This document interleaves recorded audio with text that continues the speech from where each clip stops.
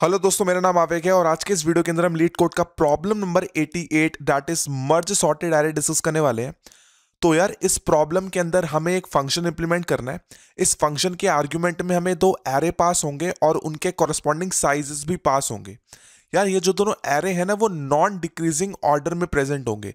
Non decreasing order मतलब एक तरीके से इंक्रीजिंग ऑर्डर जिसमें रिपीटिशन अलाउड होता है। तो यार इस क्वेश्चन के अंदर मेरा मेन टास्क ये है कि हमें इन दोनों एरे को मर्ज करना है, वो भी नॉन डिक्रीजिंग ऑर्डर के अंदर। और मर्ज करने के बाद हमें nums1 नाम के एरे के अंदर स्टोर करा देना है। तो यार एक बार बोर्ड पे चलते हैं और बहुत सारे एग्जांपल की हेल्प से हम इसको इलस्ट्रेट करते हैं। यार फॉर एग्जांपल हमारे पास पहली एरे गिवन है दैट इज 1 2 3 0 0 0 2 5 6। इसके अंदर एलिमेंट प्रेजेंट है 3 और इसके अंदर एलिमेंट प्रेजेंट है 3। अब कुछ लोग बोलेंगे कि यार इस वाली एरे के अंदर तो 6 एलिमेंट प्रेजेंट है, लास्ट में 0 0 0 भी तो है। तो यार ऐसा नहीं है। उसका रीजन ये है कि मुझे इन दोनों एरे को मर्ज करना है और जब मैं इन दोनों एरे को मर्ज करूंगा तो इनका साइज n+m हो जाएगा। तो यार इनको स्टोर कहाँ रखूंगा मैं? इनको स्टोर तो मैं पहली एरे में ही कराना है ना, nums1 के अंदर ही तो मैं स्टोर कराऊंगा। इसलिए उसका जो साइज है वो पहले से ही मुझे n+m दे रखा है, इसलिए वो आखिरी के जो इसमें वैल्यूज हैं वो 0 से इसलिए कर दे कि हाँ यार तुम्हें इसमें कुछ और वैल्यू रखनी है। लेकिन मैं क्या मानूंगा कि इसके अंदर भी 3 एलिमेंट है और इस वाली एरे के अंदर भी 3 एलिमेंट है। तो यार मेरा मेन टास्क क्या है? मेरा मेन टास्क ये है कि मुझे इन दोनों एरे को मर्ज करना है, वो भी नॉन डिक्रीजिंग ऑर्डर के अंदर। तो यार जब मैं इन दोनों एरे को मर्ज करूंगा तो हमारे पास फाइनल एरे क्या आएगा? फाइनल एरे आएगा 1 2 2 3 5 6, जो कि मैं nums1 के अंदर ही स्टोर करा दूंगा। तो जो मेरा फाइनल nums1 है वो ये बन चुकी है और मुझे यही इस क्वेश्चन के अंदर करना है। तो यार अब एक काम करते हैं, बहुत सारे मेथड्स देखते हैं इस क्वेश्चन को करने के लिए। तो सबसे पहले देखते हैं मेथड नंबर 1। तो एरेस तो मैं वही ले लेता हूं जो पिछले एग्जांपल में लिया था, दैट इज 1 2 3 0 0 0। सेकेंड एरे था मेरा 2 5 6। इसके अंदर भी एलिमेंट कितने प्रेजेंट थे? 3। और इसके अंदर एलिमेंट प्रेजेंट थे 3, जिसको मैं m से और n से रिप्रेजेंट कर रहा हूं। यार देखो अब इस मेथड के अंदर मैं क्या करूंगा? इस मेथड के अंदर देखो मैं काम करता हूं।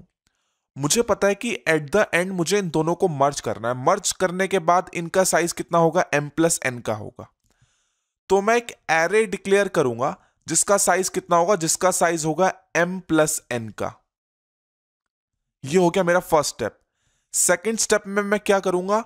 जितने भी एलिमेंट्स इसके अंदर प्रेजेंट हैं और जितने भी एलिमेंट इस वाली एरे के अंदर प्रेजेंट है, दैट इज जितने एलिमेंट num1 में प्रेजेंट हैं, जितने एलिमेंट num2 में प्रेजेंट हैं, उनको मैं इस वाली एरे के अंदर इंसर्ट कर दूंगा।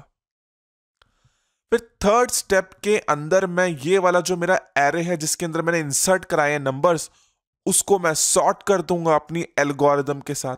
मर्ज एल्गोरिदम लगा दूंगा मैं यहां पे। फिर फोर्थ स्टेप के अंदर मैं इस एरे के एलिमेंट्स को कॉपी कर दूंगा। कहां पे? n1 के अंदर। क्यों? क्योंकि मुझे n1 में ही तो स्टोर कराना है ना इन दोनों का मर्ज का आउटपुट। तो यार इन 4 स्टेप की हेल्प से मैं इस पूरे टास्क को एग्जीक्यूट कर सकता हूं। तो अगर मैं इंसर्ट की बात करूं तो यहां पे टाइम कॉम्प्लेक्सिटी लग जाएगी O ऑफ m+n, क्योंकि इतने एलिमेंट्स हैं मेरे। सॉर्ट के लिए मेरी टाइम कॉम्प्लेक्सिटी कितनी लग जाएगी? m+n log m+n। क्यों? क्योंकि एलिमेंट ही मेरे m+n है। और एरे को दोबारा से कॉपी करने में कॉम्प्लेक्सिटी कितनी लग जाएगी? O of m+n। यानी कि मेरी टोटल टाइम कॉम्प्लेक्सिटी इन तीनों का एडिशन है। और अगर मैं स्पेस कॉम्प्लेक्सिटी की बात करूं तो स्पेस कॉम्प्लेक्सिटी है मेरी O ऑफ m+n। क्यों? क्योंकि यहां मैंने एक एक्स्ट्रा एरे डिक्लेयर करा है जिसका साइज कितना था? m+n। तो यार अब हमारे दिमाग में एक क्वेश्चन आता है कि क्या हम इस एल्गोरिदम को ऑप्टिमाइज कर सकते हैं? तो आंसर है हां, बिल्कुल कर सकते हैं। अब एक काम करते हैं और मेथड्स देखते हैं कि हम इसको किस किस तरीके से कर सकते हैं। तो यार अब हम डिस्कस करते हैं मेथड नंबर 2। लेट्स से इसके अंदर मैंने num1 लिया 1 2 3 7 9 और num2 लिया मैंने 2 5 6। अब यार देखो इसके अंदर मैं क्या करने वाला हूं, मुझे एट द एंड क्या करना है, मुझे इन दोनों को मर्ज करना है एक तरीके से नॉन डिक्रीजिंग ऑर्डर के अंदर। तो यार मैं एक काम करता हूं, लेट्स से मैंने जो पहला इंडेक्स है, लेट्स से मैंने यहां पे एक आई नाम का वेरिएबल बनाया जिसको मैंने इसके 0th इंडेक्स को पॉइंट कर दिया।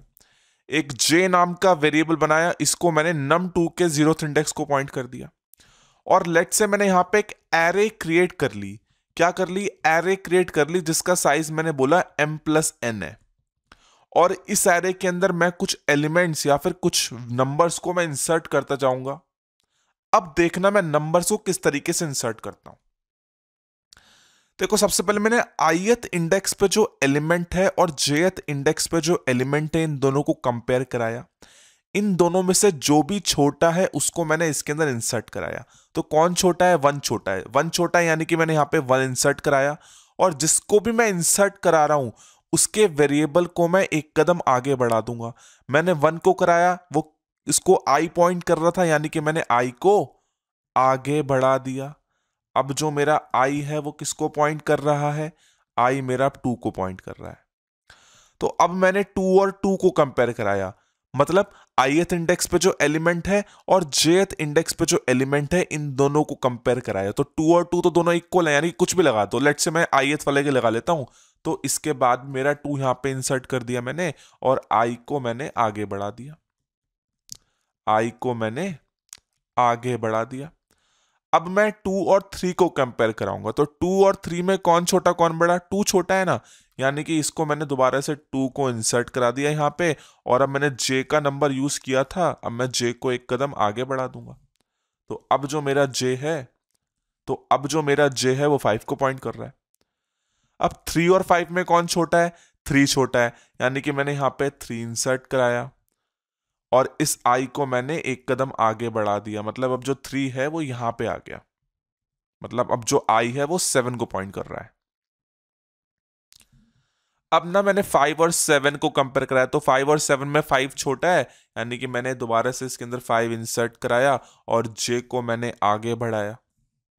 अब j मेरा 6 को पॉइंट कर रहा है। 6 और 7 में दोबारा से 6 छोटा है, यानी कि मैंने अब 6 को इंसर्ट कराया। और अब देखो, अब j तो आगे जाएगा नहीं, अब j तो आगे जा नहीं सकता क्योंकि कोई एलिमेंट बचा नहीं है। तो अगर ऐसा केस होता है कि कोई एरे छोटा या फिर कोई एरे बड़ा है, तो जो एरे बड़ा है ना और जहां पे वो स्टॉप हो जाता है, तो बाकी के सारे एलिमेंट जो इस फाइनल एरे है इसके अंदर एज इट इज कॉपी कर दो। तो मैं जो 7 और 9 लास्ट में बच गए थे, कोई कंपैरिजन करने के लिए नहीं था, यानी कि मैंने 7 और 9 लास्ट में एज इट इज लिख दिया। तो अगर आप देखोगे ना, बस मैंने क्या करा, आई और जे के इटरेशन के हिसाब से मैंने इस एरे के अंदर सारे एलिमेंट डाल दिए और ये किस ऑर्डर में? ये नॉन डिक्रीजिंग ऑर्डर के अंदर प्रेजेंट है। तो यार मुझे एक बात बताओ, इस एरे के अंदर इंसर्ट करने के लिए कितनी टाइम कॉम्प्लेक्सिटी लगी होगी? ओ ऑफ m+n ही तो लगी होगी वर्स्ट केस के अंदर भी, क्योंकि m+n ही तो एलिमेंट है, उतनी बारी तो मैं इटरेट करा रहा हूं, यानी कि जो टाइम कॉम्प्लेक्सिटी है केवल इसलिए O ऑफ m+n हो गई है। और लास्ट में मुझे क्या करना है? लास्ट में मुझे जो भी मेरा एरे था उसको मैं कॉपी करा दूंगा। कहां पे? num1 में मैं एरे को कॉपी करा दूंगा। तो इस कॉपी कराने के लिए मेरे को कितनी कॉम्प्लेक्सिटी? O ऑफ m+n, यानी कि टोटल कॉम्प्लेक्सिटी क्या हो गई? O ऑफ 2m+n, जो कि यार पिछले वाले से इंप्रूव्ड आई है इस बार। लेकिन यार अगर आप इसके अंदर स्पेस कॉम्प्लेक्सिटी देखोगे तो स्पेस कॉम्प्लेक्सिटी अभी भी O ऑफ m+n है। क्यों? क्योंकि अभी भी मैंने एक एक्स्ट्रा एरे डिक्लेयर करा है जिसका साइज m+n है।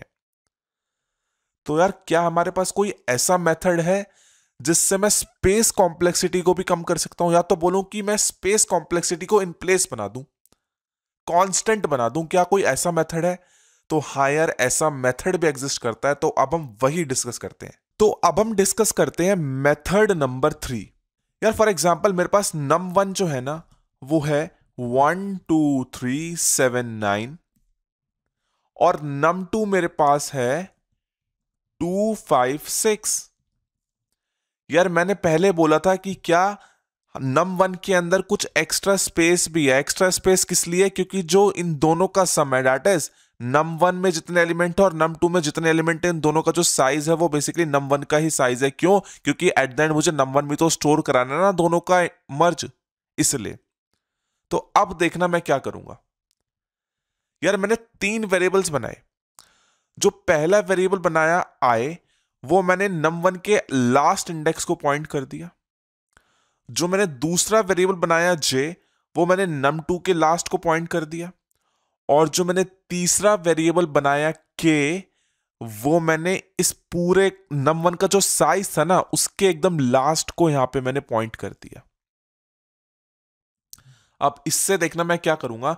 तो सबसे पहले मैंने ith इंडेक्स पे जो एलिमेंट प्रेजेंट है और jth इंडेक्स पे जो एलिमेंट प्रेजेंट है, इन दोनों को कंपेयर कराया, और जो भी इन दोनों में से बड़ा है उसको मैं लास्ट में लगाता जाऊंगा। अब 9 और 6 में कौन बड़ा है? 9 और 6 में तो 9 बड़ा है, यानी कि मैंने 9 को लास्ट में लगा दिया। अब जैसे ही मैंने 9 को लास्ट में लगाया, मतलब kth पोजीशन पे मैंने क्या करा, kth पोजीशन पे ith पोजीशन वाले एलिमेंट को डाल दिया।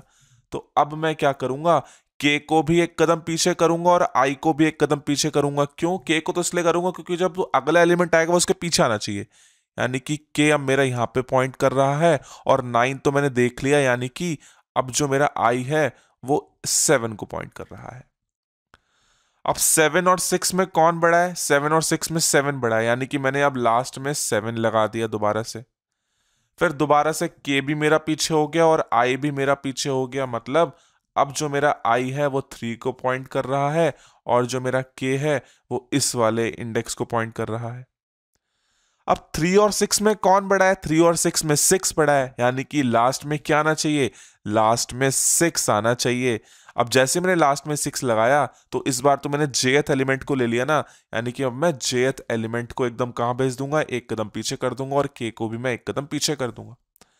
अब जो मेरा k है वो 9th को पॉइंट कर रहा है, और जो मेरा j है वो 5 को पॉइंट कर रहा है। अब 3 और 5 में कौन बड़ा कौन छोटा? 5 बड़ा। 5 बड़ा, यानी कि kth इंडेक्स पे पुट कर दो 5 को, यानी कि 9 की जगह क्या आ जाएगा? अब 9 की जगह यहां पे 5 आ जाएगा। और जैसे ही मैंने यहां पे 9 की जगह 5 लिखा, तो फिर मैं k को भी एक कदम पीछे कर दूंगा और j को भी एक कदम पीछे कर दूंगा, मतलब अब जो मेरा j है वो 2 को पॉइंट कर रहा है, और जो मेरा k है वो किसको पॉइंट कर रहा है? k मेरा एक कदम पीछे हो गया। k मेरा एक कदम पीछे हो गया। अब जो k है वो इसको पॉइंट कर रहा है, मेरे 7 को। अब 3 और 2 में कौन बड़ा कौन छोटा? 3 बड़ा है यार, यानी कि kth पोजीशन पे 3 को डाल दो। अब ये 7 ना रह के क्या बन गया? ये बन गया 3। अब जैसे मैंने इसको 3 बनाया, तो क्या हुआ यहां पे?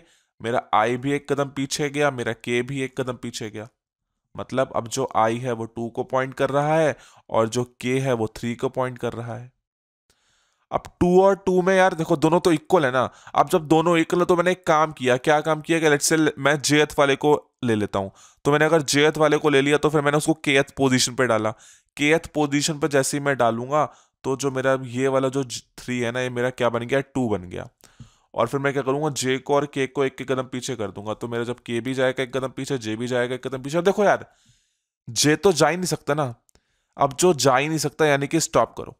स्टॉप करो। स्टॉप करने के बाद जो भी तुम्हारा num1 में आंसर आया ना, वही तुम्हारा मेन आंसर बन गया। अब देखो क्या बना यार है मेरा, 1 2 2 3 5 6 7 9। और ये कैसा है? ये एक तरीके से सॉर्टेड है, मतलब एक तरीके से नॉन डिक्रीजिंग ऑर्डर में है। और मैंने इसके अंदर कोई एक्स्ट्रा एरे भी नहीं लिया ये करने के लिए, मैंने डायरेक्ट ही एज इट इज कर दिया, है ना। बस आपको एक चीज का ध्यान रखना है, क्या कि देखो अभी तो चलो num1 का साइज बड़ा था इसलिए कोई दिक्कत नहीं हुई, लेकिन जब num2 का साइज बड़ा होगा ना, तो यार ये वाला आई जल्दी खत्म हो जाएगा। जब ये जल्दी खत्म हो जाएगा, तो आपको क्या करना है? तो कुछ नहीं करना, तो आप j को k के साथ कंपेयर कराते रहना। j वाले को k के साथ कंपेयर करा करा के उसको यहां पे फिल कर देना। कब? जब मेरा num2 का साइज बड़ा होगा। उसकी भी हम कंडीशन देखेंगे, ठीक है, कोई दिक्कत की बात नहीं है। अभी कोड देखेंगे तो कंडीशन देखेंगे, लेकिन आई होप आप लोगों को पता चल गया होगा कि इस वाले मेथड के अंदर करना क्या है। तो यार अब अगर आप इसकी टाइम कॉम्प्लेक्सिटी देखोगे ना, तो टाइम कॉम्प्लेक्सिटी कितनी है? टाइम कॉम्प्लेक्सिटी केवल O of m plus n है ना। ओ ऑफ m प्लस एन है, m प्लस एन है। और अगर मैं स्पेस कॉम्प्लेक्सिटी की बात करूं तो स्पेस कॉम्प्लेक्सिटी मेरी ऑफ 1 है, मतलब कांस्टेंट स्पेस के अंदर मैंने इस पूरे टास्क को परफॉर्म कर दिया। तो यानी कि ये मेरी सबसे बेस्ट अप्रोच हो गई अब तक की। तो यार अब एक काम करते हैं, लीड कोड प्लेटफॉर्म पे चलते हैं और देखते हैं हम इसका कोड किस तरीके से करेंगे। तो यार ये है मेरा कोड। तो जैसे कि आप देख सकते हैं कि यहाँ पे मैंने 3 वेरिएबल्स बनाए। जो पहला वेरिएबल है वो मेरा num1 के लास्ट एलिमेंट को पॉइंट कर रहा है, जो मेरा दूसरा वेरिएबल है दैट इज j वो मेरा num2 के लास्ट एलिमेंट को पॉइंट कर रहा है, और जो मेरा तीसरा वेरिएबल है k वो जो num1 का जो साइज है ना उसके जो लास्ट साइज -1 है उसको पॉइंट कर रहा है। तो देखो मैंने यहाँ पे क्या किया, मैंने वही किया जो मैंने अभी आपको समझाया। क्या कि मैं देखो जो num1 का जो लास्ट एलिमेंट है और जो num2 का जो लास्ट एलिमेंट है उनको कंपेयर कराते जा रहा हूं। अगर मुझे कोई बड़ा मिलता जाए तो फिर मैं उसको kth इंडेक्स पे डाल रहा हूं और k को भी एक माइनस माइनस करते जा रहा हूं और उस इंडेक्स को माइनस माइनस करते जा रहा हूं, है ना। तो इस वाले मेथड के अंदर तो पूरा वही हो रहा है। लेकिन ये मैंने एक्स्ट्रा लूप इसलिए लगा रखा है कि लेट्स से अगर मेरा num2 का साइज बड़ा हो, num2 का साइज बड़ा होने का मतलब क्या है, num1 का जो आई लूप है वो जल्दी खत्म हो जाएगा, जल्दी खत्म हो जाएगा, स्टॉप हो जाएगा। तो यानी कि num2 के कुछ एलिमेंट तो बच जाएंगे ना। अब num2 के एलिमेंट बचे ना वो num1 के अंदर ही स्टोर हो, इसलिए मैंने इस लूप की हेल्प से जो kth पोजीशन में जो एलिमेंट थे, जो मतलब जो बचे हुए नंबर्स थे num2 के, उसको मैंने num1 में इंसर्ट कर दिया। तो यार मैं आशा करता हूं कि आप लोगों को ये प्रॉब्लम समझ में आया होगा। मैं मिलता हूं आपको नेक्स्ट वीडियो में। Thank you very much.